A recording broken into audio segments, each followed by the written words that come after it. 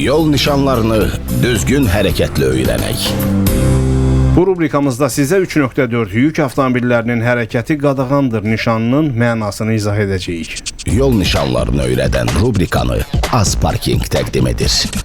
3.4 yük avtomobillərinin hərəkəti qadağandır nişanı ayrı-ayrı yol sahələrində icazə verilən maksimum kütləsi 3,5 tondan, əgər nişanda kütlə göstərilmirsə, artıq olan yaxud nişanda göstərilən kəmiyyətdən artıq olan yük avtomobillərinin və onların avtoqatarlarının, yəni qoşqu və ya yarım qoşqu ilə hərəkətlən yük avtomobillərinin, traktorların və özü gedən maşınların hərəkətini qadağan edir. 3.4 nişanı adamların daşınması üçün müvafiq qaydada təşkil edilən yük avtomobillərinin hərəkətini qadağan etmir.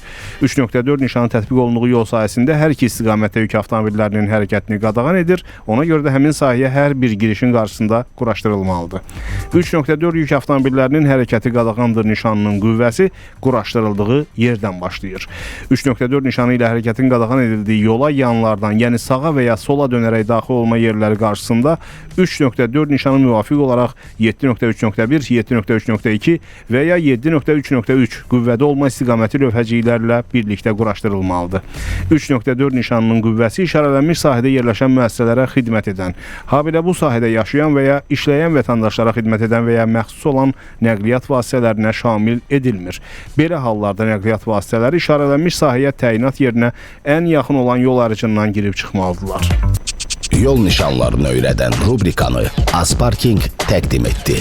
Azparkingdən bir məlumat da nəzərinizə çatdırım. Bazar günləri bilin ki, parklanma tamamilə ödənişsizdir. Həftənin digər günlərində isə axşam saat 10-dan səhər saat 7-yə qədər parklanma üçün ödəniş tələb olunmur.